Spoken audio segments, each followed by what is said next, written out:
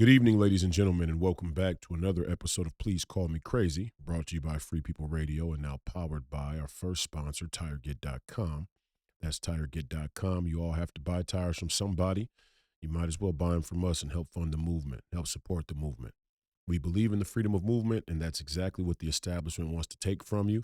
I am your host, Royce White, and I am here in the belly of the beast, Minneapolis, Minnesota, for the 35th episode of Please Call Me Crazy. We want to inform everybody out there that our 34th episode was removed from YouTube, where I went over in great depth and detail some snippets from the Power of the Fed, Age of Easy Money documentary from PBS Frontline's most recent series. And that video has been removed. We're hoping to get it up online on Rumble. And if you didn't get a chance to see it, you can go back and watch the live stream of it on War Room's Getter page. And we're still looking to get all of our videos backed up on BitChute and hopefully Odyssey, maybe Twitch, for this very reason, because it's the wild, wild west when it comes to censorship, and we don't know which things will get us censored and which things won't. I thought it was a great episode. I think people should go look at it and see some of the things that we're discussing. But today, we have another great family and friends episode. Our guest for the evening is none other than the great Maj Toure, founder of Black Guns Matter, huge advocate for the Second Amendment, and even more importantly, a very, very courageous and creative and authentic political mind coming out of the Black community, coming out of Philadelphia, Pennsylvania, the birthplace of America. And I'm excited for you guys to hear the conversation that we had and get to know Maj Toure's background, his mindset, his mentality, and he as a representation of hopefully what Black America and all of America's future would look like in terms of the way we view liberty, freedom, and the proposition of our citizenship in the face of tyranny. So without further ado, the great Maj Toure. Welcome to Please Call Me Crazy. Tonight's guest is none other than the great Maj Toure, founder of Black Guns Matter, the extraordinary young advocate for the Second Amendment, and a representative from our community, the Black community, that goes against the narrative and shakes up the status quo. Been a fan for a long time. We connected about 3 years ago. So this conversation is way overdue on a number of fronts. This is just way overdue. Well before I even started the podcast, we were supposed to get together and do some stuff and work together. So I look forward to that. But welcome to the show, number one. Here at Please Call Me Crazy, we go deep on matters. We go deep on things, and we hope to have all of our guests back in some sort of recurring fashion, right? Have you back another time or so we can continue the conversation and get into more things later on. But we always like to start with going back to the beginning and try and shape for people who our guests are, mostly because we live in a time where history is editable, right? We can say history is being written, rewritten, deleted in some cases. And a person like you who speaks the way that you do and a person like me who speaks the way that I do, our first priority is to make sure we get on the record who people actually are, who they were, what their story was, and we let them tell their story so that the mainstream media and all the other corrupt information sources out there aren't left to do that. So if we can, to get started today, again, welcome. And just take me back to growing up, where you're from, how you grew up. Yeah, thank you for having me. Absolutely, brother. I see you out there being a voice in a space. Most athletes are not going to push the envelope. Most athletes are, especially more limited to, but more specifically, are not going to have genuine, honest conversations if their handlers don't allow it. And I just want to say thank you for being one of those voices, one of those very few voices that are willing to do that. For me, Philly, man. I'm in Philly now in the RV. And that's where I was born and raised. Philadelphia is a very beautiful city. It's the birthplace of America. It has an interesting juxtaposition between the blue collar lifestyle, the arts. It's a city of firsts. The Marines were created here in Philadelphia. Mother's Day was actually created here in Philadelphia. Just a very good juxtaposition. Philadelphia was the capital. When William Penn created Philadelphia as the capital, his goal was to have legit freedom and liberty for all folks. Religious freedom. There's actually statues in the middle of City Hall with all of the different types of people that helped build the city of Philadelphia. William Penn was one of the people that was like, listen, we're not going to be fighting with the indigenous people. They were here first. Let's trade. Let's do business with them. So there's like structures where there's like indigenous people holding up columns in City Hall, black folks, white folks, and indigenous people, like indicative of the actual collective thing that actually built Philadelphia. And because of that, it's always been known, we've been known as Rebel City during the Revolutionary War and things like that. We've been known for being very rebellious, rocky, you know what I'm saying, the underdogs. So that's the general theme of not only Philadelphia itself, but my childhood. Grew up, living with, sometimes with my pops, most times with my mom and my grandma. And you grow and, certain things are just around. I've always had an entrepreneurial spirit because, at that time, we outside selling things. And so not to be on some like, we think it's cool. It's like, but no, this is an opportunity for us. And so I'm just coming through that, surviving that. I used to get extremely, extremely high. I used to smoke a lot of weed when I was in high school. Yeah. And I would take tours of these places like City Hall, of the Masonic Building, of Independence Hall, and I would take these tours, and what was being explained to me, I would come back to school and recognize that if these things were even being shared, they weren't being explained in a manner where it was like, yo, this is about liberty. This is about freedom. And I noticed that weird separation. My schools would only tell us pretty much about, our involvement in American history as it relates to captivity. Being slaves, right?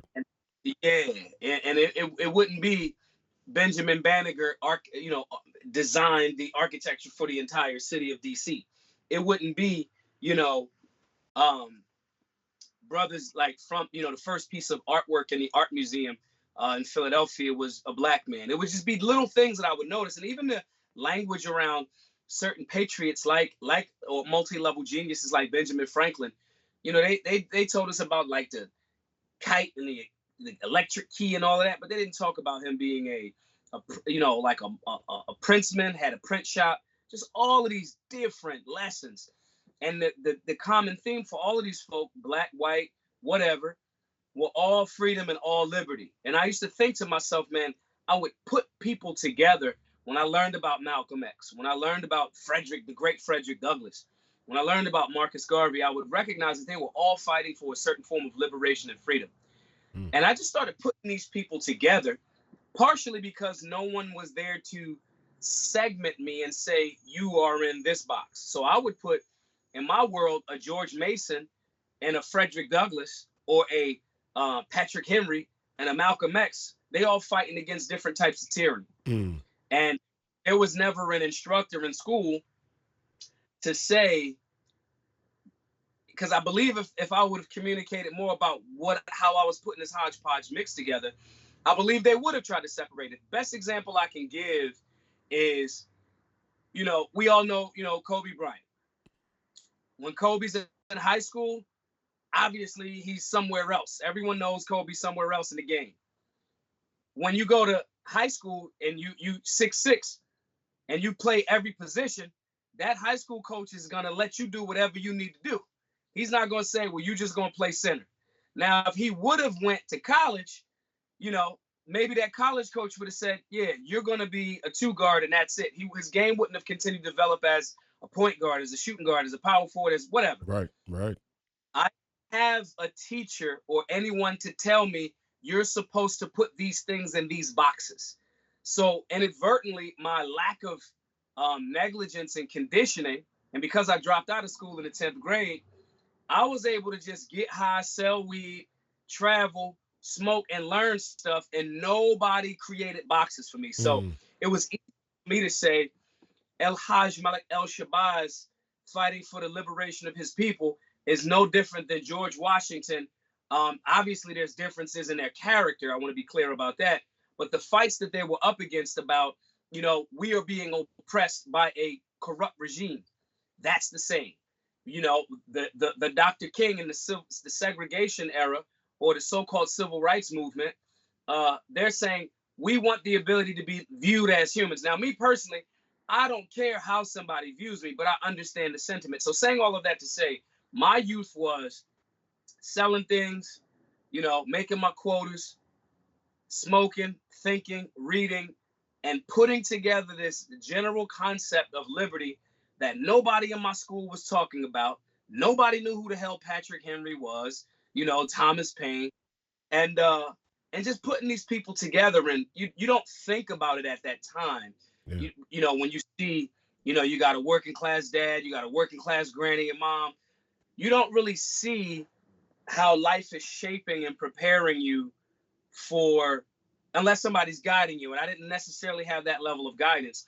So it was a little more difficult for me to see, damn, all of these things that I'm dealing with or learning or have an interest in are turning into something that's going to shape me to be a freedom fighter in my own right or fight for liberties of our community and our people. And it just, in talking about it back, man, because very few people, in the interviews, we don't go back. Right.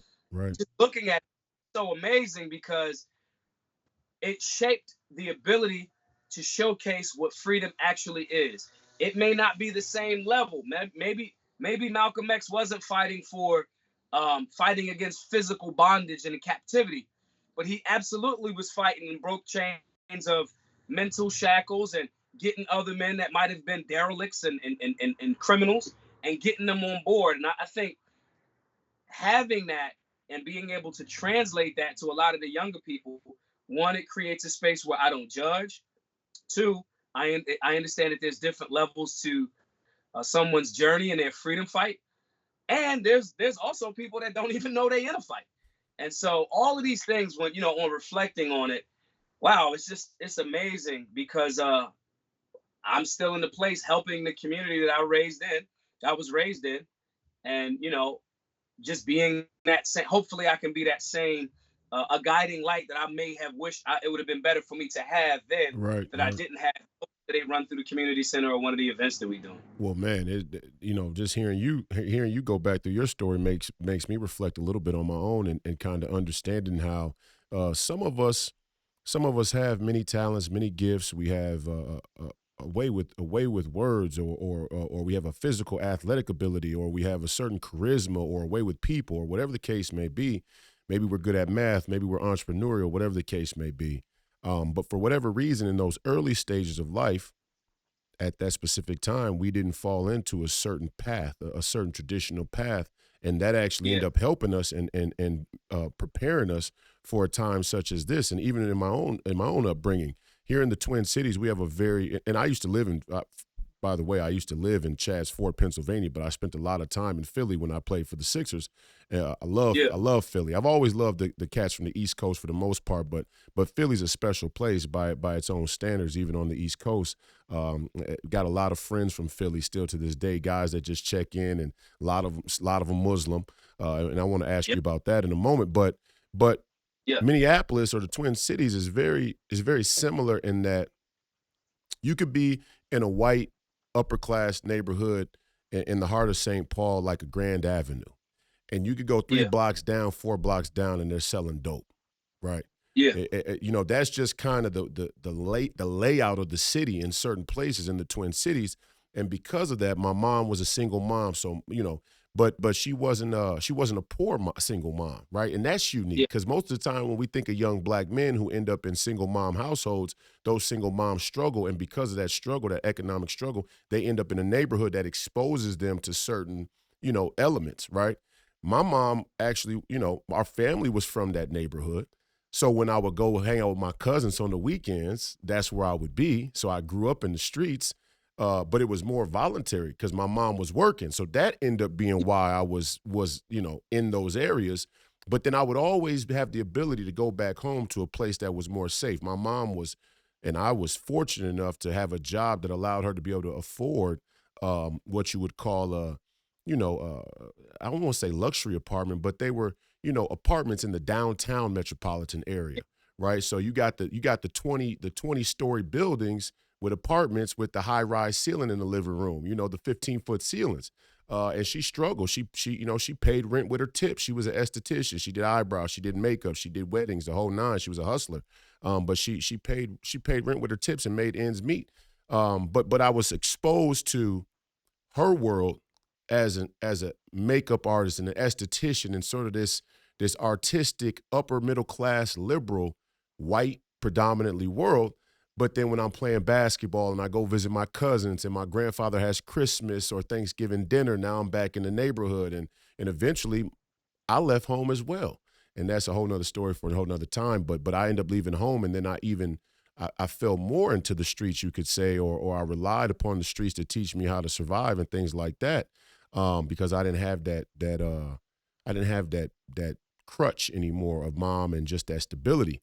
But it shaped me though. And that's what I'm saying, is it shaped me just like, and it shaped me in a way where had I stayed at home, had I stayed in school at this certain, I mean, not that I didn't drop out of school, but had I stayed on this certain path and been bred or built or conditioned to go a certain way, I wouldn't have the open-mindedness to think outside of the box that plagues many of the people in our community for sure, but all across the country. I think everybody across the country is kind of getting siphoned off by the way they were brought up and all these cultural norms, and they're not able to see the truth. Um, Yeah. One question about Philly that I always like to ask Philly guys: the Islam piece. See, this is the one thing that is strange for me, or I never really could figure it out. I know that Yeah. first of all, people got to realize Philadelphia is one of the blackest cities in the whole country. It's Yeah. it's one of the biggest black populations, but they have a very, very um, a very big Muslim population that is not the Nation of Islam. Yeah. Talk to me about that. Where did that origin come from? With that Muslim origin, did it stem from the Nation of Islam and then they branched off, or is there just a Muslim epicenter there that more originates from independent mosques that come from a different faction of Islam? It's actually a mixture of both. Malcolm, when he was younger, would be in Philly a lot. And he would be at the temple up on Broad and, well, it's on Broad and right off of Broad and Lehigh now. Hmm. Hmm. I'm talking about, 50s, 60s, right? Right. That was that. And those brothers were able to use a more unorthodox form of Islam to shape some of those brothers in that lane. But that also because there's a lot of international folks here too. Philadelphia is like a lot of top, companies have headquarters in Philadelphia because it was a way to be close to New York, especially then, without the prices of New York, right? And so, and again, Philadelphia is the city of the first. So, because it's so international, you will have Sunni and Sufi Muslims, and they're practicing religion. Again, I'm talking about all the way back again to William Penn. When William Penn made Philadelphia, it was supposed to be like a religious mecca. Whatever your religious preference was, that was some of the ideology that way back to William Penn when he created this and crafted this place. It was along those lines, and so Philadelphia had that because a lot of the boxers. Philadelphia has a tremendous history with boxing and No all of doubt. that. The Philly shell. A lot of the brothers, guys like Joe Frazier, you know, traveled the world. And so they were inadvertently exposing their crew and their guys to other things. And some of that was here, and some of that came here, and some of that came back here. Um, most of my friends, a lot of my friends in Philadelphia are Muslim. I just did the brother Leek Moss and King Erder. They have a podcast called The Circle of Honor. I did they joint. Their brother, Leek's brother, A.R. Ab, is currently doing 42 years for nonviolent drug charges. He's Muslim. And so then you start to, another one, a good friend of mine is Tone Trump. He's Muslim. He does tremendous amounts of community work. Then we get caught in the conversation between a person's individual choices and, oh, that's not Muslim, so y'all aren't the real Muslims. Then you have that juxtaposition, as opposed to going, yo, if I do something wrong, blame me. Do not blame Islam. Same Like, thing, it's me. same thing with Christianity, or the same thing with American citizenship. Many people Right. throw the flaws of individual Christians onto Christianity and Christ. Many people throw the individual flaws of early founders and slave traders onto the entire Constitution or American citizenship as a whole. Yeah. Right. And so it's interesting to watch it because Philadelphia is mostly um, Christian or Islamic.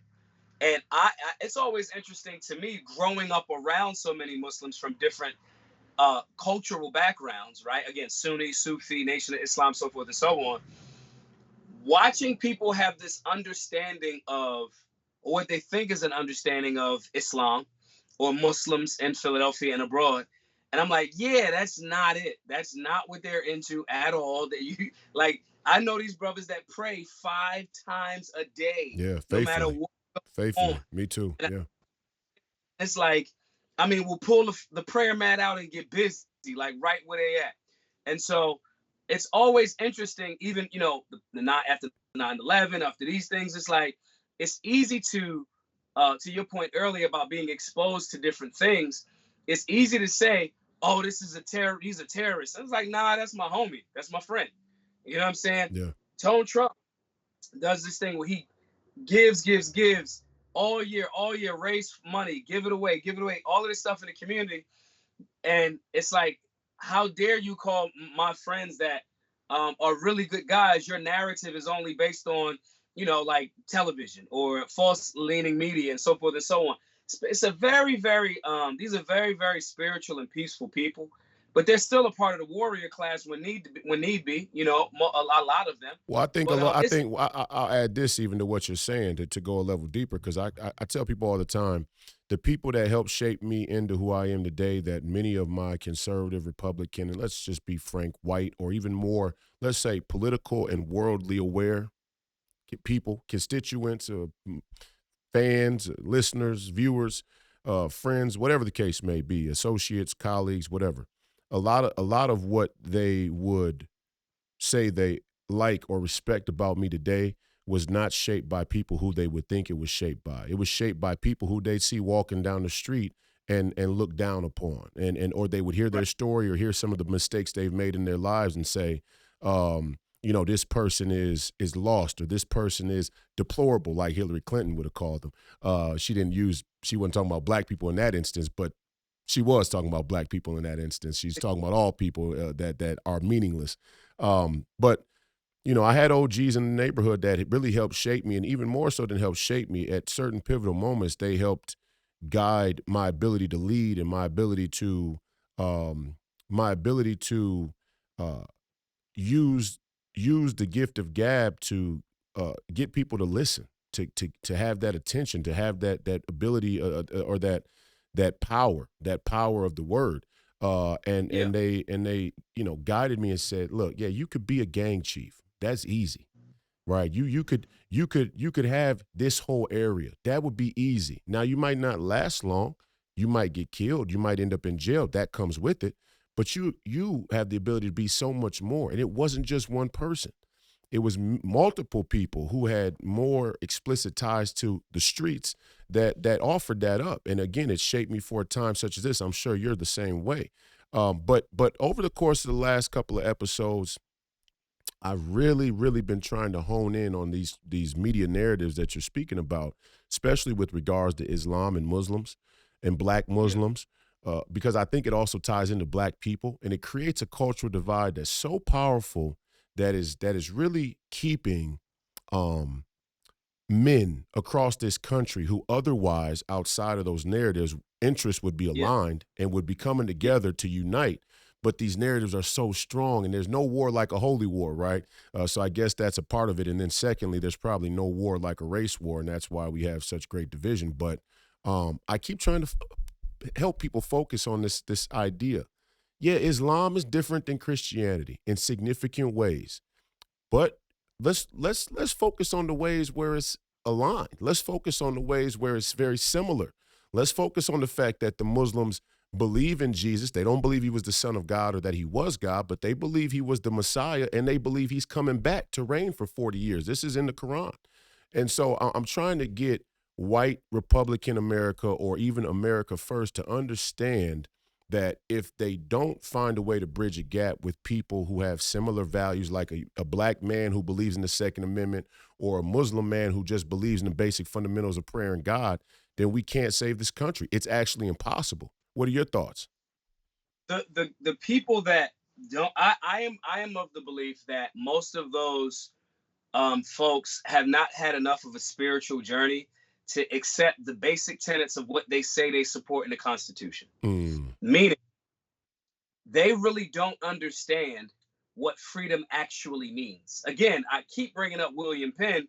William Penn was gifted Pennsylvania. Because his father was an admiral and all of this other stuff, but his whole goal was, let's build coalitions instead of war. That is difficult. Now, the only time that I'll pick on people on Twitter here and there and whatever, when I see them openly doing things, whether they know better or not, openly doing things that makes my job more difficult and getting people together, especially the Black community going into conservative and libertarian rooms, right?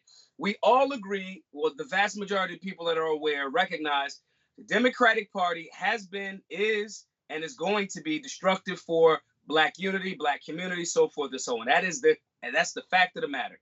Historically proven, boom. So when I say we need to get folks to have more conservative values, look into Republican ideology, look into libertarian ideology. Even if you want to land on those parties or even be independent, let's get folks involved in that. But then when you have guys, and I won't say, I might say their names, but when you have guys, when I say, every time I turn around, they're supposed to be about freedom and limited government. Every time a Black man is murdered by law enforcement, murdered or an accident, they rush right to, oh man, that guy must have been this, and they push that narrative. Now I have to be more aggressive towards them to create a distinction between me and them, because you don't really speak for conservative values, because your mind isn't even open to the fact that conservative meaning limited government, me, and limit government. If you're not recognizing that and you just bootlicking, you have a vested interest in bootlicking because there's clicks, views, money, and so-called Whoa, levels stop. of fame. Hold on, Maj. See, hold on 1 second, brother. Hold on 1 second. Now, Yeah. now. This is why I brought you on, because I know I'm watching your work and I'm watching how you talk, and like I said, I lived in Philly, so there's nothing like Yeah. that. There's very few places that give you the real like a guy from Philly is gonna give you. I'm just gonna tell everybody in the audience the Philly real is a different real, okay?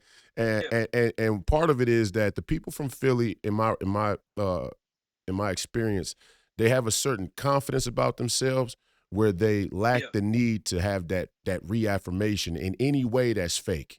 Right? They'll stand on their Right. own. They'll stand on their own 10 toes. If it's alone, they'll stand alone, but they'll voice their opinion. And you're starting to do that. But be specific, because I know exactly what you're talking about. And this is a problem that I'm running into here in Minnesota. A little more predominantly white. We don't have that same racial demographic that a place like Philadelphia does. But we have a very present Black community, especially in politics, because the Democrats like to walk us around on a leash. But I'm having that problem in my own experience in the political discourse, because your Fox Newses and people like that, other political pundits, commentaries, whoever they are out there, as soon as it comes to a race conversation, their default is to defend a position of what is traditionally actual racist Republican ideology. I mean, let's just be honest. The whole problem with the Republican Party, and I'm seeing it now here in Minnesota, and let's just be clear about what I'm saying. The problem here in Minnesota is that a bunch of white Republicans are running around in these BPOU and caucus meetings and all these other little political activist groups saying, how are we going to get back the deep blue districts? How are we going to get into the Black communities? How are we going to reach minorities? How are we going to? But as soon as some Black people show up, I'll give you a prime example. CD3, the third congressional district here is where Dean Phillips is the congressman, right? And in CD3, the Republican establishment thought that it was wise to bring Liz Collins, who was the wife of Bob Kroll, who was was the chief of he wasn't the chief of police, but he was head of the police union here in the city. And Bob Kroll is known to be a rough officer. I mean, he's a tough guy, right? And he's a tough guy with or without the badge on. I mean, he takes the badge off and he's part of a little motorcycle gang, and these dudes are serious, right? But they lean on that racism. There ain't no Black guys in their motorcycle club. You feel what I'm saying? Right. Okay, now listen. They thought that it was wise after losing control of the state Senate. They thought it was wise to bring Liz Collins in to talk about how the George Floyd murder was a hoax. And now listen, I was out there on the front. This is when we first met. I was out there. I was leading these nonviolent protests, demonstrations to try and highlight how George Floyd that was a murder, but understand how the narrative is going to still try and distract you from these bigger problems. Problems the black community should really be focused on: corporatocracy, the Federal Reserve currency war, China, the list goes on and on and on. COVID policy, all of it. But when you got black people like me and you who are trying to open up the conservative and libertarian and even independent, trying to open up the other lane, the other side of the conversation, and you bring these people in, or you opt for this default boo-boo cookie cutter Fox News narrative, you're ensuring that we will never win another election. I don't want to hear about the polls or the voting machines. You're cutting us off at the knees before we even get started. Go ahead. They're not interested in winning, in my view. They're interested in. Remember how that you ever see the Batman that when Heath Ledger was the Joker, Mm-hmm. and at the end of the movie, Batman and him were like hanging off the side of a building, and the Joker, says like, "You're not gonna kill me because you're too righteous, and I'm not gonna kill you because you're too fun. We need each other. We're symbiotic." That's what the Democratic and Republican parties generally are. And now the history of the Republican Party, I mean, I ain't got to tell you. Like when I tell the dudes at CPAC and places like that, like the fact that you guys are not using Frederick Douglass, who is the top tier Hall of Fame, checks every checkbox of conservative and Republican and liberty-minded freedom dude, dealing with actual racism. The fact that this dude isn't plastered all over every single GOP wall to say, this is what we're about. We're about resisting tyranny. We're about free market enterprise. Frederick Douglass went on the run, was still talking against the oppression. Went over to Europe, did the same thing. He was so loud with it that a lot of people was like, man, you wasn't no slave. You're too articulate and you're too loud. You know what I'm saying? Yeah. He went over there, his friends put together a newspaper, put up the money to buy his freedom, and he came back and still flipped the game. Mm-hmm. My point in saying this is, why does not every single member of the GOP, I did a whole presentation at CPAC on Frederick Douglass. My point in saying this is, right now, generally, not all, because I know some Republicans that's fighting the good fight. Right. Sisters like Kimberly Klacik down in Baltimore, brothers like yourself that really are trying to say, yo, we got to get this demographic. But they're getting pushback from guys saying silly shit like, oh, that's an unwinnable district. Motherfucker, when America was fighting the British Army, Navy, that was supposed to be an unwinnable fight. Amen. When Rocky fought Drago, it was supposed to be an unwinnable fight. Oh, we are, those folks are more interested in appearing to fight, because if I win the fight, I get the prize money and we can't promote the fight anymore. Mm. It's a perpetual state of Joker and Batman. These people want to pretend like that's the villain, I'm Batman. That's the villain, I'm Batman. But they're both just Jokers, depending upon which outfit they need to put on. That's the reason why I'm a libertarian. That's the reason why we repurposed BLM. BLM stands for the Black Libertarian Movement, because it does not have hundreds of years of slavery, disrespect for Black families, so forth and so on, like as the Democratic Party does. And the Republican Party has some great history as it relates to Black folks. However, they are a far cry. The GOP currently is a far cry from that. And again, there's some superstars in there. Rand Paul, Thomas Massey, but these guys have their basis in liberty.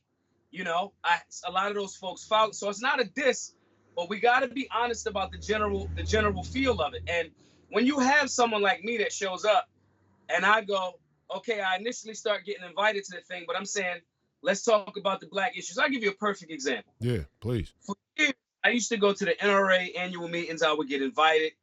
This was around the time when Pete Brownell was the president of the NRA. Now I'm going to these places. Hold on. Yeah, no problem. We waiting. bad. No, don't worry about it. He must. Keep going. Am I back? Um, we go to the NRA and we say, listen, bro, you guys got an issue. The history is in alignment with the Second Amendment with black folks.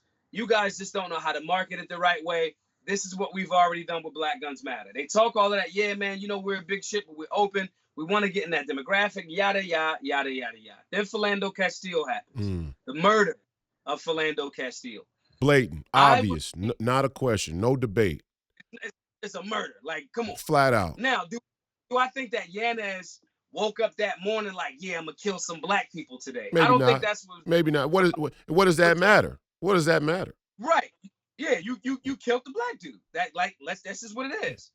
And so I said, listen, let's get all over this. Let me run the point on it. I'll take the heat. Y'all just back me up. But there will be no heat. It'll actually show, nah, the NRA wants to get, man, they put out a thing saying they don't want to touch it because of the cannabis issue. He had some, I said, bro, do you know how long THC stays in your system? My point there is, it was clear to me that they did not want the real demographic, and that they have 4 to 5 million members annually. There's 100 million gun owners that we are aware of. They're not interested in getting that 90, 95 more million, gun owners. They're interested in selling to that 4 to 5 million over and over again. That's their niche market. The GOP is operating the same way. When I go to put together that panel with Shamika Michelle, Angela Stanton King, Adrian Norman, the Spanish brother, I forget his name. We put all of those folks on that panel at CPAC. It's the most electrifying thing ever. And then they don't invite me back the following year. Sonny Johnson, all of these different folks, right? Now, am I gonna say is, oh, we don't like Maj, da-da-da? What it entails is you're not really open to listen to the new information that will get you the demographic that we need. And this ain't a theory with me, because it's something that we did in the last 6 years with Black Guns Matter. The same exact thing I was told by the gun community. Do not go into the black community. Not go into democratic spaces. One, you can't take your gun. Yes, I can. I have a Second Amendment right. They said all of these things. We said in 2016, we're going to make the black community be the largest new gun buying demographic. We did that within 3 years with less than $300,000. Just little old us traveling around the country doing classes. My point in saying this isn't a theory when I'm telling guys, and the Libertarian Party is 100% on board under the new leadership listening to me. I wasn't saying this to the GOP or the NRA or anybody out of theory. It was, this is what successes that we've had with Black Guns Matter. Similarly, in spaces that are democratically ran, that everyone will say, nah, black people ain't really going to buy guns like that. And it was not true. And we fixed it. And we created the reality. We said, these guys are more interested in pep rallies and getting on stage and talking about, well, there was white slaves in America too, as if chattel slavery, there's any comparison.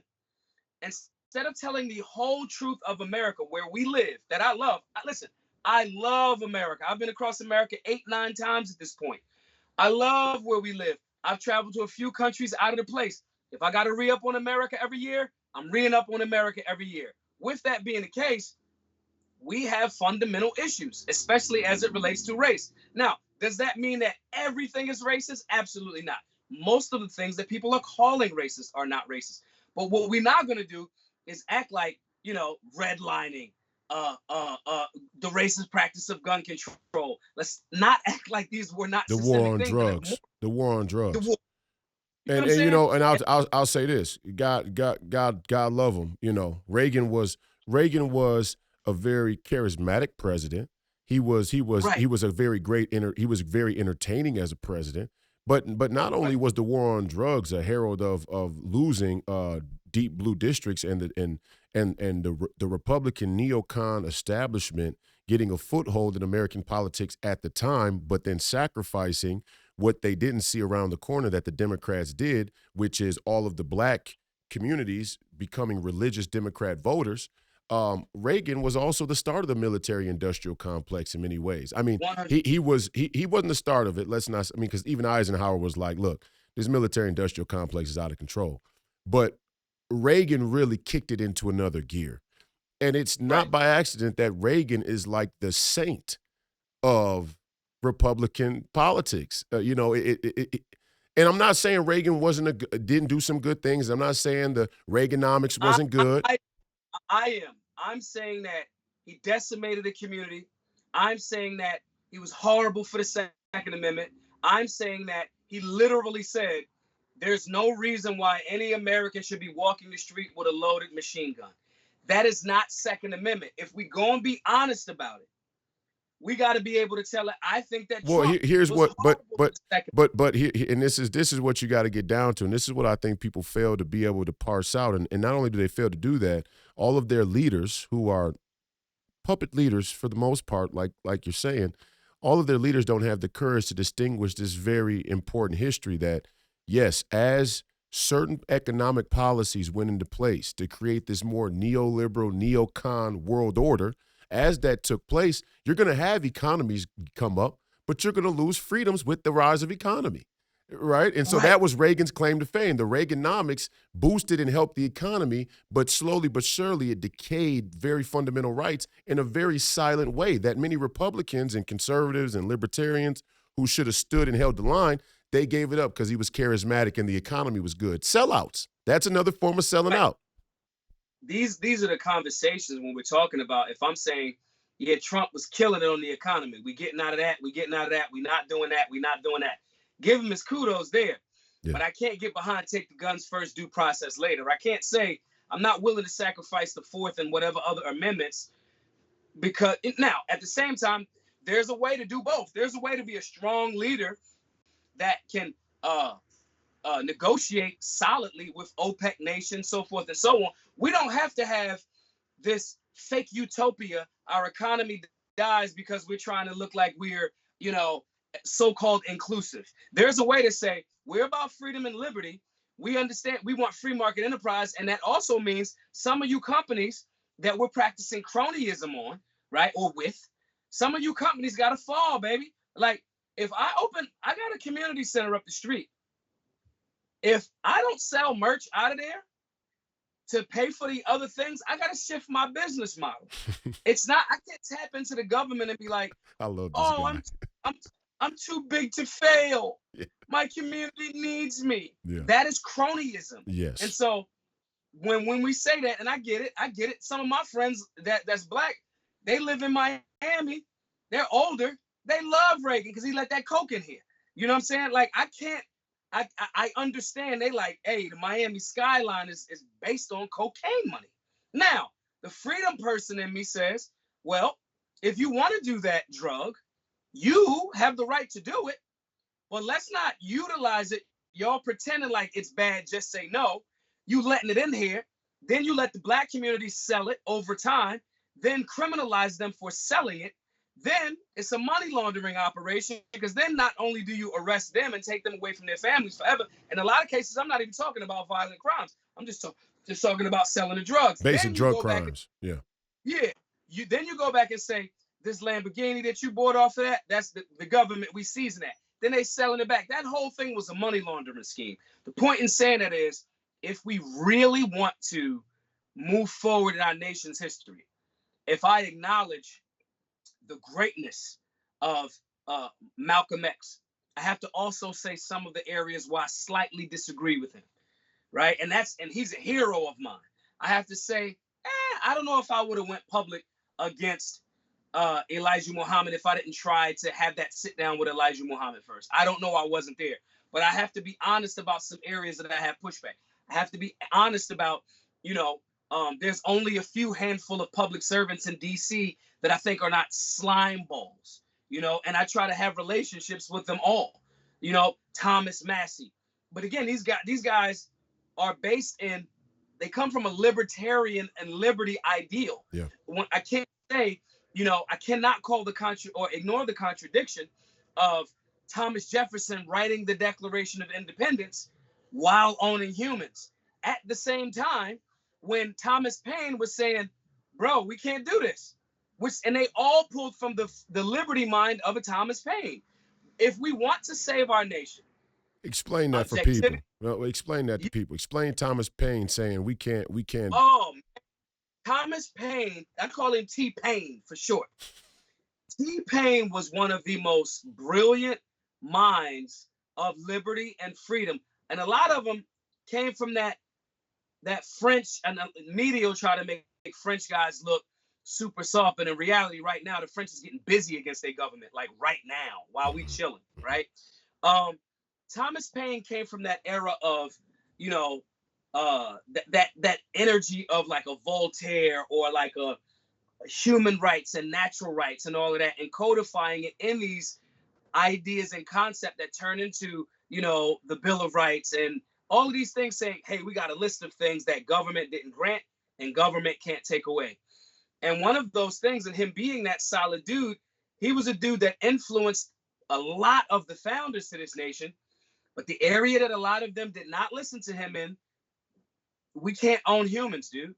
We can't do it. We can't say it. Now, did the founders try to work out of that captivity conversation? Absolutely.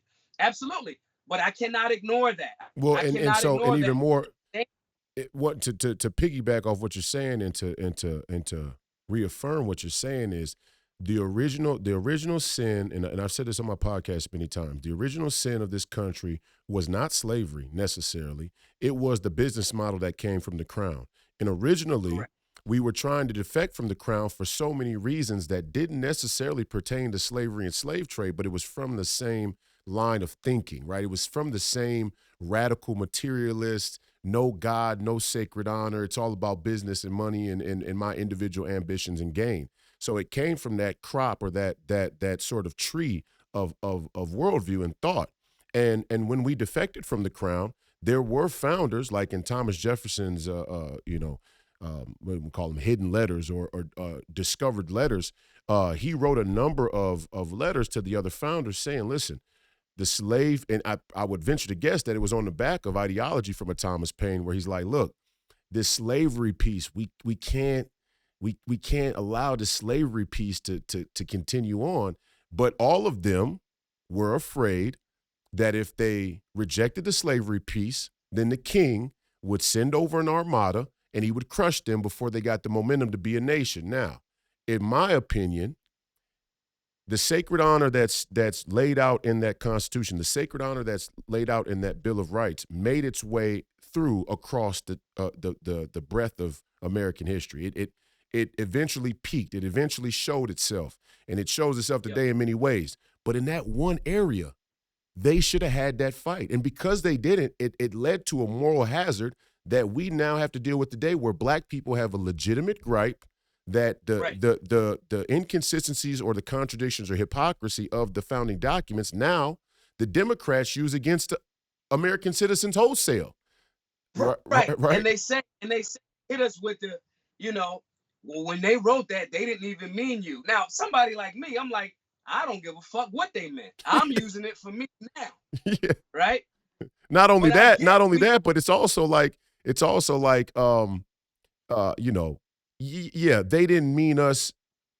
I don't even know why people talk about the Constitution in a pre-abolition context. It's cheap. But you can do it.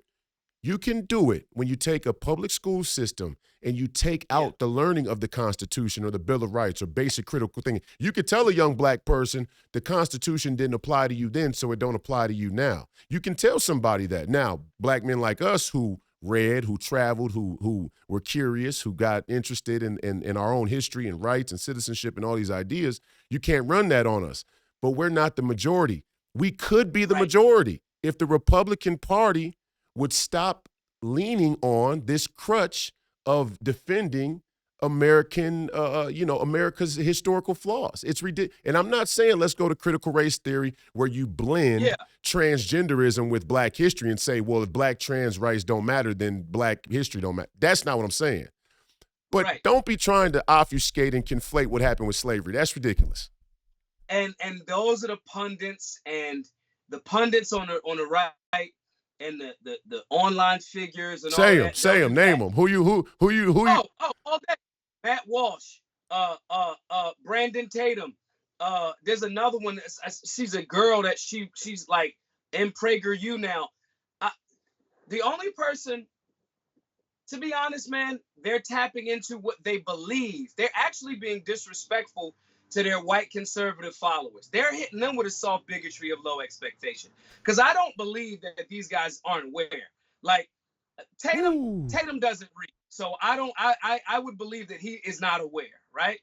But they're shirking to what they believe, that white conservatives will not be intelligent and contextual enough to understand the layered experience that American history is. Right. And because of that, they're afraid, so they say the things that they think that the choir is going to agree with. When I say these same things, even on their platforms, I've been to the Blexit events, right? And the white people in the crowd, because it's mostly white folks at Blexit events, they go, damn, I never heard of it like that. I agree with that. I'll give another example. I just did a libertarian event in Minnesota a couple of days ago, over the weekend. And the question came up about, well, Maj, you're pro reparations. How does that go from a libertarian perspective? And I said, well, you have no statute of limitations on murder. Black people were murdered wholesale. You have corporate charters. This isn't a like white people tax. It isn't like mainstream media goes, you're white, you owe me $8 a week out of your check. That's stupid. That's the narrative that they try to package it.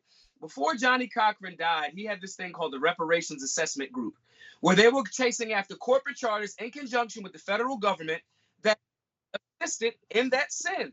They did. My bad. No worry about They it. assisted in. And so he was saying these corporate charters exist. The profit margins, we're talking about Wells Fargo or whatever they were called at that time. We're talking about Norfolk Southern. We're talking about these companies that existed. And there's between 9 and 14 different ethnic groups in America that get reparations to this day.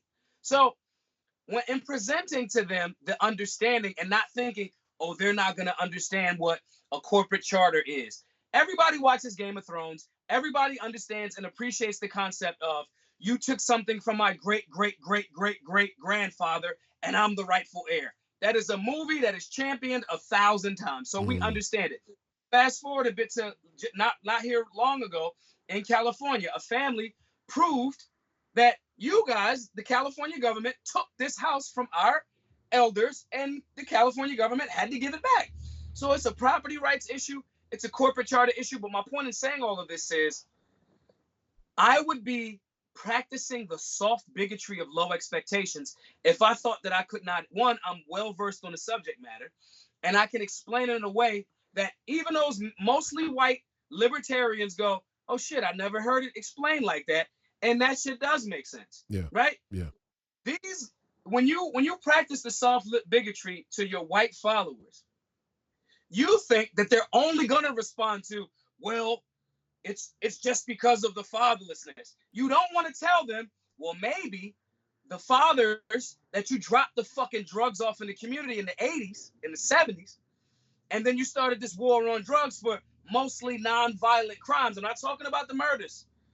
Maybe that's the reason why the fathers aren't there. Maybe the fact that every television show told you, hey, we the CIA, we made the crack, we gave it to people, Come we on. dropped it in your. Hold on, wait. I'm glad. Look, you guys are getting the dose right. I'm hoping that everybody out, because this airs on our guys over at War Room, Steve Bannon, the whole War Room posse. They stream every episode, and the audience over there is loving it. But you're probably going to be the first. Let's say, I'm going to use the term radical black figure, and radical in the best way, right? Radical in the way Donald Trump is radical, and we need more radical. Steve Bannon's radical. I'm certainly radical. I'm radical as hell. The other day, I said we should annex Mexico and Canada by force if necessary, but hopefully through some type of cooperation. But that's another conversation. What I love about what you're saying right now, the reparations argument, for example, in the fatherless argument. Last year at the Big Three, our first date was in Chicago. And I remember in Chicago, I came out with the Free Fort, Free Hoover t-shirt. And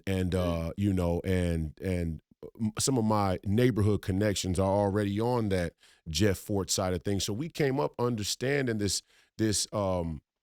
this relationship, but or what took place between Gaddafi and Jeff Ford and the whole thing. And yeah, radical, and there's all kinds of any number of flaws that could be brought up with good reason about black leaders, black gang leaders, and people who were eventually taken down by a corrupt federal government. And the way Right. they took them down was corrupt. The way they took them down was unconstitutional. The way they took them down was entrapment of the highest order. And it may not have been, the white people didn't feel it then. They felt like it was a good thing because they were getting criminals, violent criminals, or potentially violent criminals off the streets. But it was a pilot. Just like slavery was a pilot. Then the slavery's going to come down to bear on you later, or then the entrapment's going to come down to bear on you later. The government is not your friend. So when you see or when you feel that you benefit from tyrannical federal government policy, you're fooling yourself. And that's what you're saying here, where you next. you're next. You next. And so I've been saying, I said, listen, you guys don't understand. Name me, show me one black chemist in the 1980s. Name me, just show me a black chemist. There were no, and I'm not saying they're not black people who are smart enough to do chemistry. I'm not saying they're black. It's just not popular. Black people don't become chemists. So how they went from cocaine to crack cocaine in half a generation, and 1/4 of a generation, about 4 years, it went from cocaine wholesale to crack cocaine, okay? How they went to crack cocaine, and then all of a sudden the crack laws become a degree of severity greater than wholesale cocaine laws. That is tyrannical. And if you can't admit that, I'm not even saying you're racist. I'm saying you're getting co-opted by some people who were definitely racist. So. Right. And the conversation, it becomes frustrating because it's almost like, it's like, I watch The Office because I like dry humor, Yeah, right? yeah. Dry humor, you already have to know some shit to get the joke. Having this conversation is not saying we don't take personal accountability. It's saying there were systems in place that targeted whole groups of people wholesale. And if we don't say the state did that, if we just go, well, just pull yourself up by the bootstraps. I'll give you a perfect example. If we say pull yourself up by the bootstraps, and I go, okay, in my neighborhood, I'm gonna support the businesses. If you want to be an entrepreneur, I'm gonna show you how to get your business license for free. Or if you don't want to start, you can use mine. Da da da da. And my community is predominantly black. I say, hey, there's a small amount of black-owned businesses. This is pulling ourselves up by the bootstrap. Then the argument from a lot of these guys is, why has it got to be about race? Well, motherfucker, you just told me one thing, and then when you do that, it's always a spin. It's a spin because they don't want to deal with the reality. Our nation that we live in and love, there are stains on our flag. Mm. We got to clean them. Mm. That does not mean that I'm going like, death to America. We're not burning the flag. We're cleaning the flag. There's a difference. Right. And in cleaning the flag, we're not throwing out the Constitution. We're actually going back and staking the Constitution as the claim of how the federal government's out of control. And it's the same way the Republicans claim that it's out of control, mind you. The Republicans, when the FBI and when the FBI rolls into Mar-a-Lago, the Republicans or the conservatives, no problem saying it's tyranny. When you find out that the CIA or John Milley's talking to China or any of these other things, no problem with saying that it's tyranny. But and I understand what they're doing. Their reaction is to a Marxist liberal left ideology that's tried to use black people as a chip, right? And part of it falls on us too as the black community because our black leaders didn't step up and make that distinction like Ice Cube tried to do. Ice Cube tried to come in and make a very basic distinction. What are we getting from our vote? I'll go talk to both parties. I want to know what black people are getting for the vote. Trump was the only one that would talk with him. Joe Biden flew him the flag and said, I'll talk to you after we win. Basically, throw your support behind me. Let's get the votes in, and then we'll see if we can get something done with you and the black people in this country. And that's how they acted, by the way. Meanwhile, Donald Trump, money for the HBCUs, which I thought there should have been more, but it should have been contingent upon separating from the transgenderism that's rampant through the HBCUs. But Donald Trump has talked more, even in casual, about identifying what black people have done for this country. We don't want to see that. And that's because our nonprofit community leaders, our athletes, our singers, our social media influencers, not cats like you, but the guys who get big followings, the Yeah. LGBTQ black community, they're all in on never making that distinction. They're willing to let the liberals use them as a juxtaposition to the white Republican who can't see the value of that genuine reconciliation and cleaning. It's a layered conversation that I genuinely believe that the vast majority of people are not qualified to articulate it because they have not done enough study. No Mm. simple different than me saying, here's what reparations is, here's what it's not. Here's what the leftist media is trying to package it as. There's an episode of ATL in the final season that made it like that. Like, okay, when you check, you got to pay this extra money because you're white. That's not what it is. Because quite naturally, if I'm white, I'm going, I wasn't fucking. Don't ask me to do that shit. I didn't have anything to do with that. That's a natural response. But when you start to articulate and do the study, there's a great book called From Here to Equality that deals with this. This couple is like the couple as it relates to reparations in America, or that conversation and what it looks like. Mm-hmm. But I believe that most of the people that are talking heads on television don't read enough. They are pandering to the fear and the ignorance of the white conservative base for their clicks and their website, to the detriment of our unity and our empowerment, while at the same time, again, when Rodney King got beat up and white America was stunned, black America was like, yeah, this happens. And Right? wait, let's be clear. Wait, before you go, I just want to say, as far as police brutality and beatings go, Rodney King was much more deserving than George Floyd or Philando Castile. You understand? Rodney King took And his car and was speeding, high speed chasing with the cops. So I could understand. But Philando just got pulled over and had a licensed gun, and he gets shot and killed. Rodney King actually ended up living. these are the things that when we're telling this demographic, guys, yeah, Fred Hampton was murdered in his sleep with his pregnant lady next to him. So you, Johnny come lately, oh, maybe the FBI is wrong because they storming into Mar-a-Lago. First time? Yeah, like the thing is, if the conservative movement, this again, for me, I'm willing to communicate and work with anyone that's willing to do the work. If I can build, if that's their coming to Jesus moment where the FBI raids Mar-a-Lago and they get on board, great. But let's not be clear that the state, that's what the state is, mafia. If we're clear on that, we need to be working with organizations, people, and anyone that's willing to say we need to use the Constitution and the systems of checks and balances to shrink and limit government. It is out of control. If I gotta piggyback off the Mar-a-Lago thing and bring you back to the CIA's involvement, proven in the death of Dr. Martin Luther King, proven in the death of Malcolm X. Cool. Use it as a springboard to give you more information. Not to mention the Kennedy Democrat saint, John Kennedy himself, and probably his brother as well, right? And a whole long list of other people that were involved in that whole time period of assassinations. I mean, we're okay. We're okay. And here's the thing, and understand everybody out there what we're saying to you. You got two black men who believe in this country, who believe in this flag, who believe in the founding ideals of this nation, despite its many flaws. We're not willing to overlook or not mention those flaws to pander to you. Because honestly, both of us are sitting here, and if you watch my show, I could give a flying fuck what you say or what you think. I'm going to tell you what it really is. And if you want that real, you can keep coming. If you don't, just go ahead and exit stage left, because there's no time left to pander. You're losing elections. The Republicans are losing footing in this country, whether the elections are safe or not.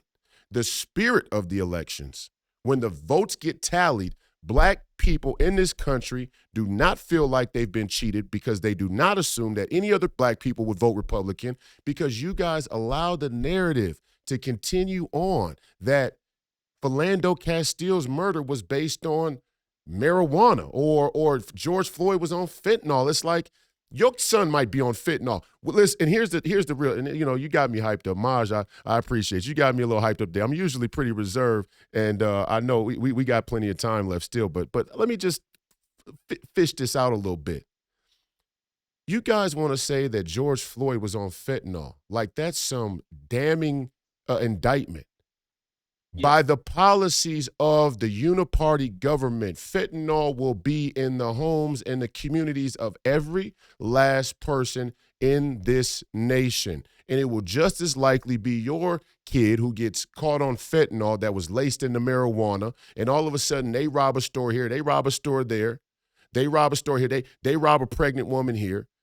I saw a white lady hop out of snatch an old white woman out of a car at a grocery store parking lot the other day, get in the car and start ramming different cars in the parking lot. Maybe she had been psychotic, I'm not sure. But, it's getting crazy out here is what I'm saying. So when you use that to try and justify a cop kneeling on the back of a man for 9 minutes when he's already handcuffed, you're killing us. You're killing the party. I'm not talking about black men. You're killing America. You're killing the opportunity for us to win. Of people that are willing to say, let's in good faith heal this nation, strengthen it, and move forward. Yes. Because when I tell dudes from the hood, when I go conservative values, liberty values, so forth and so on, and they type those words in, and you get a goofball in the Google search, and they come back to me like, Maj, this your man? This guy's a clown. Listen to what he's saying. That's not my man, bro. And nah, bro. They clearly don't care about us. And more so than just the black community, because the black community, with the right liaison and the right messenger and the right message, I've converted hundreds of thousands of people over the last few years to buy guns that were anti-gun. You don't get a tool that can potentially take life. You don't get more extreme than that.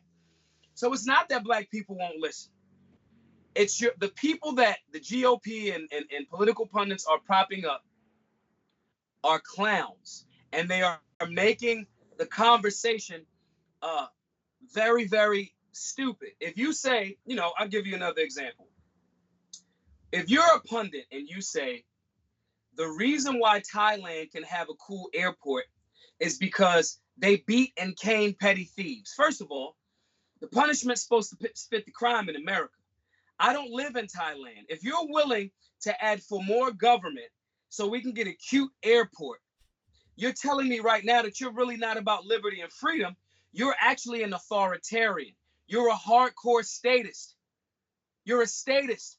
And that, I'm sorry, man. I'm laughing because it's so basic, but it's so real and it's so relevant. If you will sacrifice, and this is our founding Benjamin Franklin, I think, said this. If you're willing to sacrifice your liberty or your freedom for security, you deserve neither, and you will have neither, right? And it's just like, and even further, let's go deeper than that. Look, if you're willing to give up your liberty and freedom, God-given, inalienable rights, natural law, natural order. If you're willing to give that up for a cute airport, you're a Satanist. I mean, that's just satanic. Because at the end of the day, what you're saying is the money and the materialism is the highest authority. And if materialism is going to be your highest authority, you're never going to be free. I mean, you'll always be a slave to the dollar. Go be a Democrat. I should just go be a Democrat. If it's about that, I should just go be a Democrat. I'm just at all of the fucking rap concerts that I like, and come on. My thing though is, I contend, and I go back and forth with this. Some of these guys, I don't know if they're just that silly and don't know any better, and some of these guys, I'm like, you gotta know better. You gotta know better. You seem to be well read. Is it because you just think that I'm on Team Red, and this is what I'm supposed to say on Team Red? That is not, when you go back into the founders, George Washington, again, with his contradictions, because I don't want to make it seem like I'm, making these guys out to be perfect. On his deathbed, is like, don't do a two-party system. Don't do it, guys, for these reasons. If you do a party system, it's just going to evolve into us against them, as opposed to the structured arguing around issues. That's what's best for the people while preserving individual rights. Soon as the motherfucker dies, party time. Now, That's what we're in now at this point. But it starts to become, okay, now if the party isn't being principled, isn't being in alignment with the actual founding ideals of this Republican Party, Mm. and we're doing these things just because some of the donors or some of the, it's an easier soundbite. We are doing our ideology, our value system, our nation, our babies. We're doing this a tremendous disservice. Man. Now that trans, and again, we've explained that to the community with Black Guns Matter and the Second Amendment. So again, this is not theory. This is also scalable. I can teach a person, a young person, I can teach them about firearm safety and training and the importance of that culture. I can put that same thought process behind why their civic responsibilities and duties are vastly important. I can get that young person if I say to that young person, yeah, you absolutely have a right to defend yourself. You have a firearm, and to be a safe and responsible firearms owner, to defend your life, liberty, pursuit of happiness, and property against all enemies, foreign and domestic. And that Mm. might be a tyrannical government. When I say that and then say, yeah, that's how we got in this, that's how America came to be. The King George and the boys over there was like, yo, send them rifles back. The dudes over here was like, no. And then they shot him. Like, that's what happens. We would love to keep it amicable and diplomatic and all of these different things. But the last resort is I have to have the means to defend my values, my family, my life, and my loved ones. Simple. When you say that to a young man and then say, this is why it's important for you to be a part of the overall political process and the civic process so they don't pull a fast one on you. So you stop the bullshit before it even get to, I got to pull my gun out and we 1776 all over again. Like, explaining that to a young person that way is one of the ways that we get that 17, 16, 18-year-old to be a soldier for liberty, to be an actual hood patriot. I Mm. don't care where you come from. The GOP as it currently stands, I challenge them to re-envision their approach, their outreach, their liaisons, and the pundits that they've had in position. The reason why I'm comfortable with the challenge is because if they take the challenge up, we get better. If they don't take the challenge up, if they do not take the challenge up, America, as we know it, I'll be fine. I got some land and a bunch of guns. But America, as we know it, ideologically, uh, uh, maybe even politically, all of these slow drip to get us hooked on, the central bank digital currencies, the LGBTQ plus transit for children, all of that type of shit. This is a open subversive movement, and they are trying to win by attrition. Mm. And if you are not paying attention to it and getting these civic young people involved, because that's what the leftists do. They are infiltrating. They started at the university level Yep. and they went down. Yep. These guys are smart. My nana used to say, respect the devil. We are dealing with devils. Respect their gangster. Be Yeah. intelligent and sharp enough. We start getting those young people involved, we win. The GOP, even, old guard of the Libertarian Party, fortunately, they took up the challenge and took heed. If not, I contend that in 50 to 100 years, America will not be what America was or the ideal that it's supposed to be or what we currently have left of it. And I choose my words very carefully. That is a serious fear of mine for our lineage, I'll take it even a step further. I don't think we got 50 years. And this is a great pivot, and we got about 20 minutes left. So I knew that you have a political mind that many conservatives and many in the party need to hear and you should alongside myself and some others like Christina Caramo, love Shamika Michelle. She's part of the Fearless Army and some of the others that you mentioned as well. There are some black conservatives out here that could actually lead a, a, a, a sort of political and philosophical renaissance of black communities all across the country. That's why I ran for Congress. That's why I'm going to run for office again. So I knew your political mind is something that we really wanted to focus on, and that's what we do here. We do deep dives, but I got to get to the guns and the Second Amendment itself. Now, you've already spoken about some of it, but I think this is a perfect segue because the 50-year mark seems a little bit too far off. I go on the internet the other day and I see in Chinese elementary schools, they're teaching kids how to assemble and disassemble guns, right? Pistols. They're teaching their young people how to fire mortars. They're teaching their young people these basic wartime skills, right? General wartime and basic survival skills, and we're teaching our kids that they don't even have to acknowledge basic physical natural traits like being a man or a woman, right? And so it's just a completely different. It's such a completely different mindset in such an open war, which we're in with Yeah, China. This is an open war we're in with China now. I mean, in the South China Sea, the ships are playing chicken already. The yeah, naval planes are already flying up close to each other, and you got the admiral there on the Nimitz saying that the Chinese planes are coming up right next to our planes and not letting us turn left. In my mind, I'm saying, why haven't we shot them down? We must be yeah, scared, or if we're not scared, we must be in on it.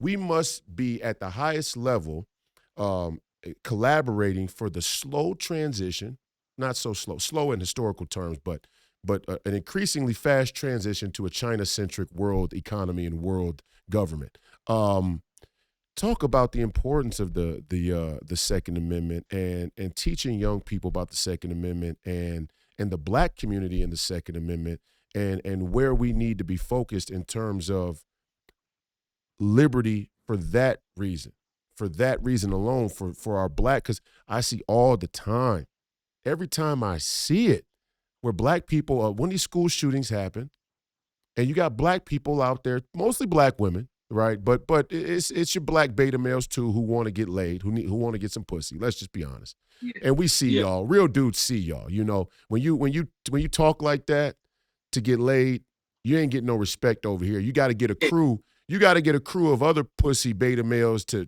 affirm yeah. you where you go get your haircut in barbershop. But you talk that shit in front of some real people, we're knocking that down right away. But I see it all the time is, oh, the Republicans and the NRA and this, that, they don't want to put in basic background checks and gun laws to protect the children. Meanwhile, the Chinese are teaching their children how to take apart guns. Tell me where you're The, at on this.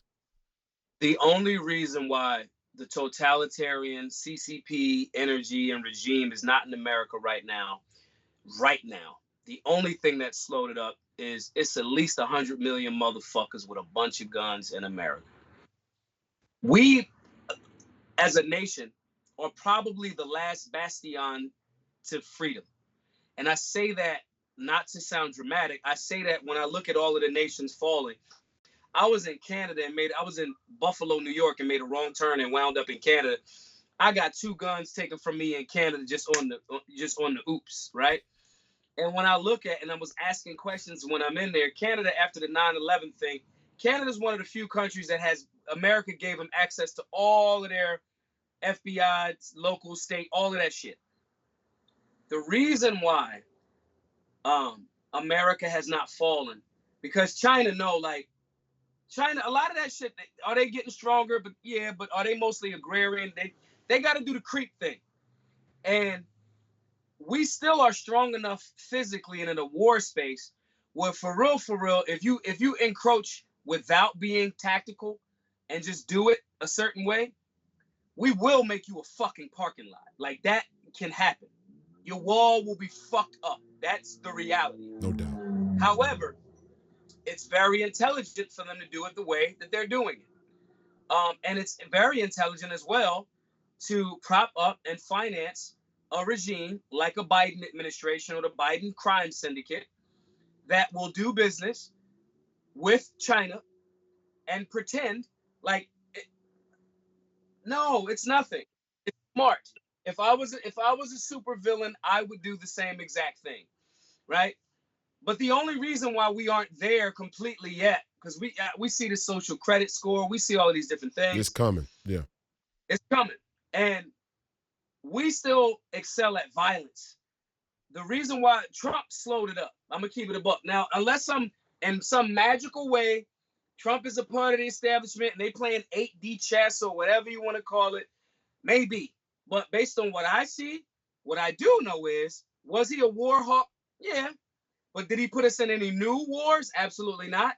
I know that Russia and China stood down with a different type of motherfucking negotiator. And that's just it. Them oil producing nations and OPEC, nah, we can't pull it off with main man. We can't. You get senile Sleepy Joe in there, we not even concerned. You got BRICS popping up. You got Saudi nations going like, we are like Saudi royal families having the audacity to say, we're not interested in doing what makes America happy at this point. Now, Unbelievable. Unbelievable. why? We should roll in. Listen. I said we should annex Canada and Mexico. Hopefully, that would be a mutually beneficial relationship that could occur between us and the Canadians and Mexicans to ensure a North American secure border in a rapidly changing geopolitical landscape. With China going to take Taiwan, South China Sea, Russia, they're going to take their satellite states back, whether it be by proxy or by physical force. Okay, Canada and Mexico are already under our protection, so let's not let them send. Let's not let them send fentanyl precursors into Mexico to send to our nation, or let's not let them send Finocchios like Trudeau into Canada to create this political defunct between us and them. But as far as the Saudis are concerned, with all the time we spent in the Gulf, with all the time we spent in the Middle East, we should roll into Saudi Arabia right now today with the Navy and the Marines and the Air Force. We should throw everybody down there in Saudi Arabia right now and say, right now before China gets strong, if you Saudis think you're going to betray the petrodollar after we made you rich, after we paid you all the money we paid you, if you think you're going to sell us out without a fight, you're mistaken. That's what makes you have to make you consider that our people are in on it. Our people here are in on it. Right. Because I can't see another way for it. Now, here's the other perspective. It's as a person that has been in some sort of conflict, my combat is not what a soldier or a special forces guy or infantryman would have to deal with over there. However, I believe, in being honest, we've allowed our rogue governments and special interest guys that pose as public servants. We were putting our noses in too many things that we shouldn't have put our noses in. No doubt. I am of the belief that that's a part of the reason why so many of these nations are like, I don't care what happens to America. I contend that America was more solid when our international policy was more like, we don't have an international policy. When we were making 30% of the world's steel in Pittsburgh, right? Right. The ugly truth is, we have to determine, do we still want to try to maintain and be an empire, or do we want to be a constitutional republic? I'm fine with constitutional republic if that means we keep our, because we still gonna have a military. We'll still fuck you up if you cross a certain line. Right. I am of the belief that this contraction that's happening economically, some of it because of our overspending, because of our Federal Reserve, not our, because the Federal Reserve is an international banking cartel. Right. But no doubt. all of these different things, I think it's time for us to contract and get back to the values that we should have been a long time ago. No doubt. Let me be clear. Let me before you continue. I want to be clear. I'm not, and I agree with you. And when let's say you're in an airplane, right, and an engine goes out, or let's say, God forbid, two engines go out. There's a place in the flight path where it's called the point of no return, where if an engine goes out, you have to continue on forward to the next clearest landing zone, or if you haven't crossed the path of no return, you can make the judgment of whether you go back. Our elites have put us in a very peculiar position where it's hard to determine whether we should move forward or go back. Now, on face value, I don't even see it as tenable that we can continue to be this global protectorate that we've been, right? So everything in the South China Sea, for example, Taiwan, South Korea, Japan, the Philippines, Australia, New Zealand, even, in that near neighborhood, India, they got to fight off China, the monster China, on their own. And they have pretty adequate militaries in terms of personnel, at least, to do so if need be. Yeah. Okay. I mean, now, ultimately, I think China would prevail over there and they would need help. But we have to clarify, if we're going to be involved in these wars, what would be the pretense of why we would even fight? And right now, it's not that we would fight, but we told the lie that we were bringing freedom to the world. We brought business and globalism and Yeah. our currency to the world, and that wasn't righteous, and we got a lot of resent for us out there, and maybe the Saudis too. All I'm saying is when it comes to the Saudis, the petrodollar was such a Yeah. huge piece of the global hegemony that we are Yeah. dropping a bomb on one belt, one road. If you and the Yeah. Chinese think you're gonna take our money Yeah. Yeah. You and ain't run gonna off fight. into the sunset, Yeah. yeah, we got to Yeah. drop a bomb on one belt, one road. Y'all can rebuild it in 20 years, but we're gonna blow that to smithereens today, and then we're gonna go back home It, and get right. it becomes a you ain't gonna. I mean, like, okay, we'll pull back, but you ain't gonna play me, bro. Don't play us. Like, Come on. yeah, and that's the part that, and that's a part of the thing of even being in a position of strength. To your point of, we are beyond just a republic. Could we pull back some and not be involved? But I just want to keep us honest about why. This is what happens when we let our public servants, because we are not civically engaged, we allow the school systems to take the actual civic process. Social studies ain't even taught in schools. Right. This is what happens. And so, as opposed to somebody saying, we can't be in the paperwork last week showcased you as a nation are actively in that hot zone in Ukraine. This was not motherfucking voted on by 2/3 of Congress. It's wrong. Get the fuck out. That's the actual answer. Unconstitutional. Right? Yeah. It's unconstitutional. But if the general public doesn't know that, and we allow, oh, they'll handle it. Nah, this thing is supposed to be a bunch of elected officials, public servants representing us, and then it's not a chance of us saying, yeah, just send our sons over there for some shit so y'all can get rich. Now, as opposed to, we are lining up with our sons to go fight to defend our freedoms. Those are two, Two totally different things. different But things. Yeah. to the point of why this hasn't crept so far, it's because of our guns. And this is the reason why Black Guns Matter for me was so critical, especially like on the immediate tip, is to get our people to be armed and add to, okay, we might have 100 million gun owners. Now we might have 250 million gun owners. Because those demographics, it's like we are the dam.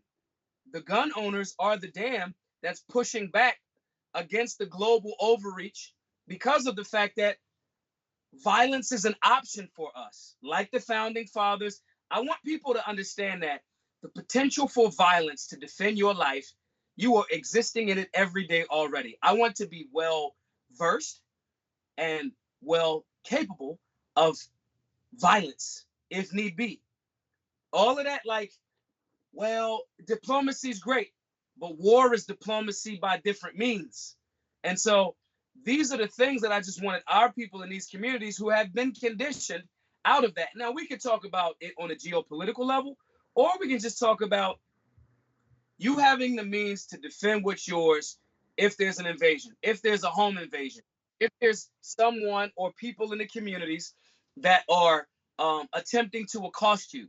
These are all interrelated. And the bonus of that is when you have people that have that understanding of the responsibility that with those rights that come along with the right to keep and bear arms, now you're developing a culture. Now you're in different rooms. Now you're seeing you can push back against the propaganda machine. Yo, that white dude, I thought they told me he was the racist. Or, yo, they told me that the black people, hated whitey all of the time and so forth and so on. Then when you start going to ranges and you're seeing all different backgrounds, this salad that is America, all being armed, all being responsible, and all having this conversation about what the Second Amendment actually is. The state is the enemy, or overreaching government is the enemy. Outside governments, they are the enemy, not my American brothers and sisters. That's why the book for us in the beginning with Black Guns Matter was to get people on board. When those young people that we would take to the range would start to see old white dudes just like, yo, man, I'm so glad that y'all are here. I don't even know how to reach your community, but our fates are intertwined, and I'm so glad that you're here experiencing this.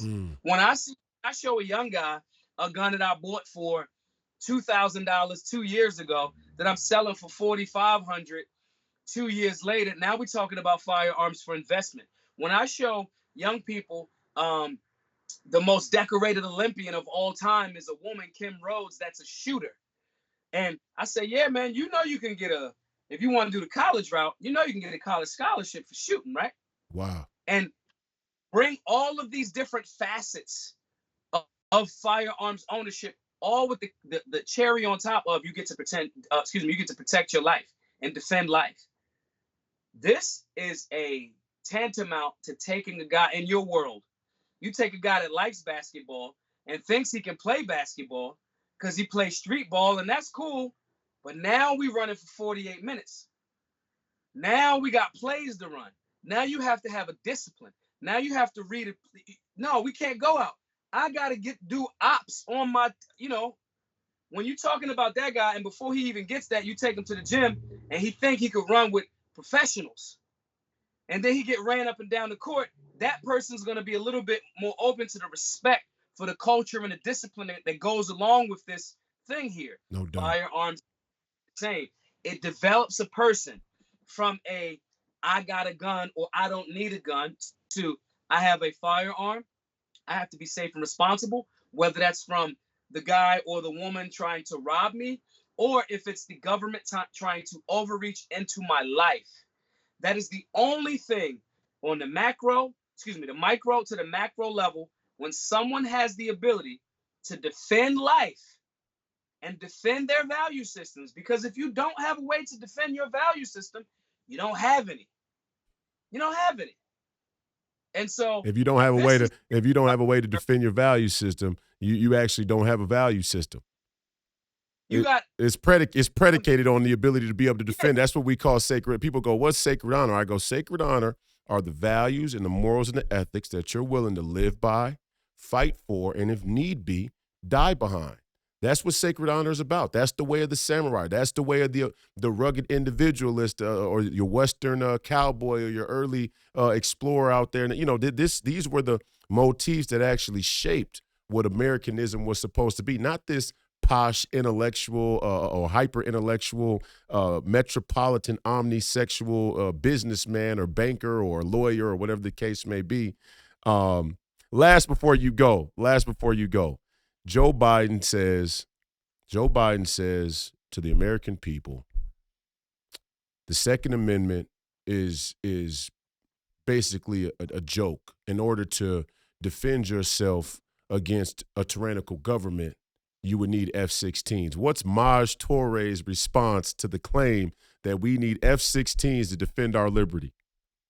I'm going to laugh to him in Vietnamese and Afghani. I'm going to laugh to him in that. We as a nation got our asses, and I know dudes that would, like, one of my guys is Nicholas Irving, the Reaper. Most confirmed kills of sniper of ever. 33 hits, right? That we know of. He's the guy that I watched the interview with. He was on recently. He was like, yeah, I hear you. But those dudes in them old AKs and Toyota 4Runners and fucking sandals kicked our ass for 20 years. So this notion that like you would need, the American government had high-level fighter drones, all of that shit. Not only did we get our asses kicked for a place that we shouldn't have been for however long, on top of that, we then left them all of the damn artillery over there and exit. It's a waste of time. My point, when guys say stuff like that, that is clear to me that they don't understand what you work for me. President Joe Biden works for me. Whether he's aware of that or not, or his feet have been held to the fire enough, you work for me. So when you start saying things like that, I get very, very passionate because I say, oh, the American people have allowed people to get to the highest level of office in our nation that don't even know the fucking job, that don't know the Constitution. And it makes me want to create, more so than just try. Frederick Douglass said this, it's easier to build strong men from boys than to repair broken men. So that makes me start getting more youngins and going like, listen, this is what we doing. This is what civics is. This is what firearms education is. Mm. This is what yoga is. This is what the gym is. This is what the civic process is. This is what political education is. We have to create holistic approaches and inculcate our young people in that, because the opposition has gotten to the point where they are so comfortable that they're not even afraid to say, we'll drop, in essence, we will send a drone to kill American citizens. And Yeah. you have no, you know, this is where we are in the game. And so I think sometimes people, we think that gun confiscation or this propaganda looks like this aggressive police showing up taking your guns. It's actually through indoctrination and getting them young people to believe these goofballs that are saying this type of silly shit on television. And that's why, guys, everybody listening, man, please, guys, all of these classes that we do, all of the things that I named, we have a community center in Philadelphia. All of the things that I named, sewing, we got urban gardening coming. We got, we teach in different language, civics. We have a civics class, right? Firearm safety and training, all of these different things. All of these classes are free to all because of everybody's voluntary donations. We do not get any, it's not our money. Government grants are not my money. It's not my money. They took it from the people. They took it. And it's not okay because I'm going to, it's ill-gotten gains. Mm. We do this because voluntary donation. So guys, if y'all can, man, I don't know how much time we got left. I'm saying 50 to 100 years to make myself feel better. You know what I'm saying? No I'm doubt. just saying, I feel I'm like, being optimistic. you know, but like, guys, please support the work, guys. GiveSendGo.com/solutionary. I want to thank you, brother, again, man, for, you know, I don't do many platforms where people are bold and brave enough to have a fucking real conversation. I love America. I love her ideals. I love our people. We got some bullshit too. Let's fix the bullshit with the love. Very few people, my brother, are willing to say that publicly because they are afraid of the backlash for whatever their reasons are. So I want to just, again, sincerely thank you, because our voices have power. And, you know, giving that space, giving that space to use those voices is something that we can never, I will never underestimate, and I will always appreciate you for that alone. Among the other things that you've done, you've jumped into the zeitgeist. I'm going to run for office. I'm going to serve the people. I'm going to this. I'm going to that. And so I can't say thank you enough, my brother. And everybody that's watching this, make sure you are supporting, you are sharing, you are giving, you are spreading this message, because this idea and these ideologies are the things that could potentially be the spark to save our nation. Mm. Man, thank you. Maj Toure, ladies and gentlemen, I want to say I thank you for your time today. Thank you for your bravery. Thank you for all the work you're doing. And if you can, go back and listen to what he just said. Go support, go follow him, go keep up with what he's doing. He's one of the few voices out there that's trying to really fight back against the corrupt status quo on all sides, from all angles. And it's like he said earlier, it's multi-layered, and we have to start to pull those layers apart, be brave enough, be courageous enough, and be thoughtful enough to pull those layers apart so we can get the real answers and solutions.